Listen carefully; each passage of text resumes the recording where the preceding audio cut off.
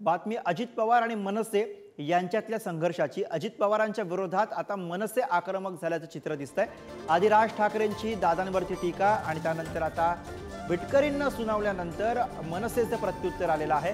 मनसेनं पार्थ पवार सुनेत्रा पवारांच्या पराभवावरून सुद्धा दादांना डिवचलेलं आहे। शरद पवारांचे पक्ष चोरल्याची मनसेकडनं टीका ही अजित पवार यांच्यावरती करण्यात आलेली आहे।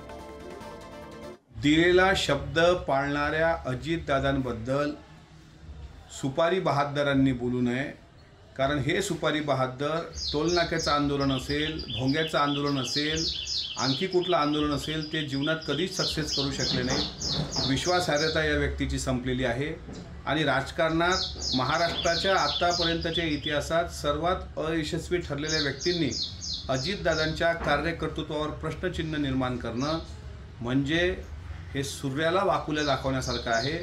म्हणून सुपारी बहादर लोकांकडून जनतेने योग्य तो धडा घेतलेला आहे।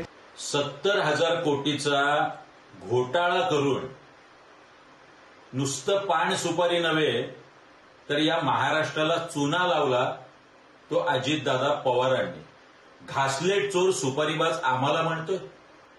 अजितदादांच्या घरातील सदस्य पराभूत झाले।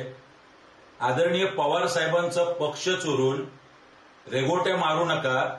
अजितदादांना हिम्मत असेल तर स्वतःचा पक्ष स्थापन करून 2 आमदार निवडून आणावेत। आम्ही मिशा कापून हातात देऊ घासलेट चोराच्या। ज्या वेळेला लोकसभेला मोदींसाठी पाठिंबा दिला होता तेव्हा दिला होता। आता जर तुम्ही चुकीच्या गोष्टी करताय तर त्याच्यावर बोलणार नाही का? आता हेच अमोल मिटकरी आम्हाला शिकवत आहेत। याच्या आधी भाजपबद्दल किती बोलत होते, त्याच भाजपच्या मांडीवर जाऊन बसले ना।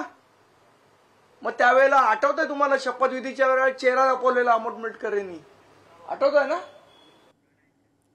आणि याच विषयी आपण अधिक बोलूया। प्रतिनिधी निखिल चव्हाण सध्या आपल्या सोबत आहेत। निखिल, एकूणच मनसे आणि अजित पवारांची राष्ट्रवादी यांच्यामध्ये संघर्ष उफाळताना आपल्याला बघायला मिळतोय। ज्या पद्धतीच्या प्रतिक्रिया येतात, सुरुवात अर्थातच पुण्यात झाली होती जेव्हा राज ठाकरे यांनी टीका केली आणि आता त्याचा जोर आपल्याला वाढताना दिसतोय। निखिल,